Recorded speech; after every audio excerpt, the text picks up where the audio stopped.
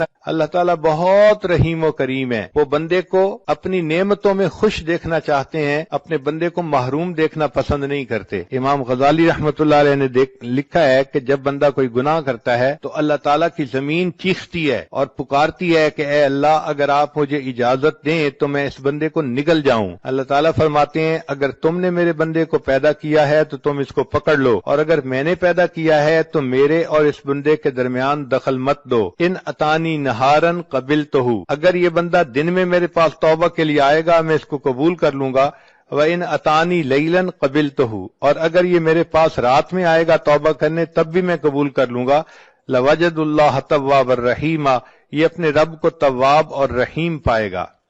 تو اللہ تعالی بندے کو عذاب دینا پسند نہیں فرماتے، صرف اس وقت عذاب دیتے ہیں جب بندہ سرکشی کرتا ہے۔ قرآن مجید میں اللہ تعالیٰ فرماتے ہیں بلا من کسب سیئۃ واحاطت بہ خطیئتہ فاولئک اصحاب النار، جس کسی نے گناہ کیا اور اس کی خطاؤں نے اس کا احاطہ کر لیا۔ اس کا مطلب یہ ہے کہ چھوٹی موٹی غلطی پہ اللہ تعالیٰ بندے کو رسوا نہیں کرتے، جب بندہ غلطیوں میں گھیر جاتا ہے اور 24 گھنٹے وہ غلطیوں ہی کے جو ہے نا اعمال کرتا رہتا ہے، اللہ فرماتے ہیں فَأُولَئِكَ أَصْحَابُ النَّارِ، یہ ہیں آگ میں جلنے والے لوگ۔ چنانچہ ہمیں چاہیے کہ ہم دنیا میں اپنے گناہوں کی اللہ تعالیٰ سے معافی مانگ لیں۔ قیامت کا دن ایسا دن ہوگا کہ جب ماں بھی کوئی ایک نیکی نہیں دے گی۔ ایک حدیث پاک ذرا توجہ کے ساتھ سنیے۔ قیامت کے دن ایک بندہ ہوگا جس کو اللہ کے سامنے پیش کیا جائے گا، اور اس کے نام اعمال میں نیکیاں بھی ہوں گی، گناہ بھی ہوں گے، مگر اس کی ایک نیکی کم ہوگی، ایک گناہ زیادہ ہوگا۔ رب کریم فرمائیں گے اے میرے بندے، اگر تیرے پاس ایک نیکی اور ہوتی تو تیری نیکیاں اور گناہ برابر ہو جاتے، پھر میں اپنی رحمت سے تمہیں جنت بھیج دیتا۔ اب چونکہ تمہاری ایک نیکی کم ہے لہذا تم ایک نیکی کہیں سے لے کر آؤ۔ وہ نوجوان بڑے خوشی خوشی اپنے ماں باپ کی طرف جائے گا، اپنی ماں سے نیکی مانگے گا، ماں کہے گی کہ نہیں میں نیکی ایک بھی نہیں دے سکتی۔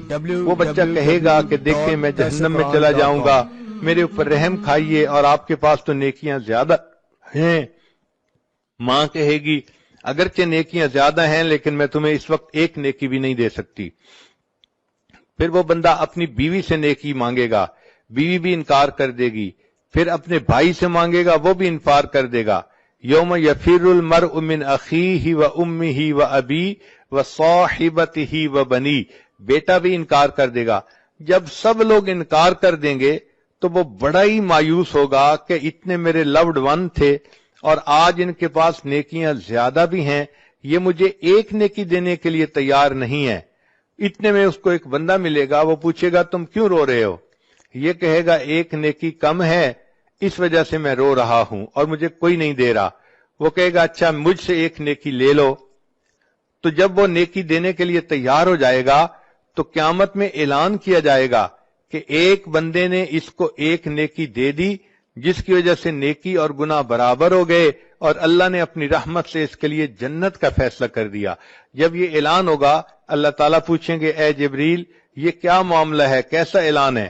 جبریل علیہ السلام کہیں گے اللہ آپ کے ایک بندے نے اپنی ایک نیکی دوسرے کو دے دی۔ اللہ تعالیٰ اس نیکی دینے والے کو بلائیں گے اور فرمائیں گے کہ تو کیسا سخی ہے کہ آج کے دن تو نیکی دوسرے کو دے رہا ہے۔ وہ کہے گا یا اللہ میرے نام اعمال میں ایک ہی نیکی تھی اور کوئی تھا ہی نہیں، اور میں نے تو جہنم جانا ہی تھا، میں نے سوچا میں تو جا ہی رہا ہوں، چلو میری نیکی دینے سے یہ بچ جاتا ہے تو میں اس کو بچا لوں۔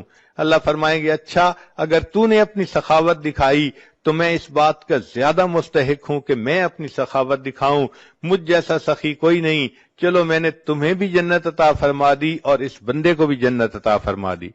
رب کریم تو اتنے مہربان ہیں کہ بندے کے لیے بخشش کے بہانے ڈھونڈتے ہیں۔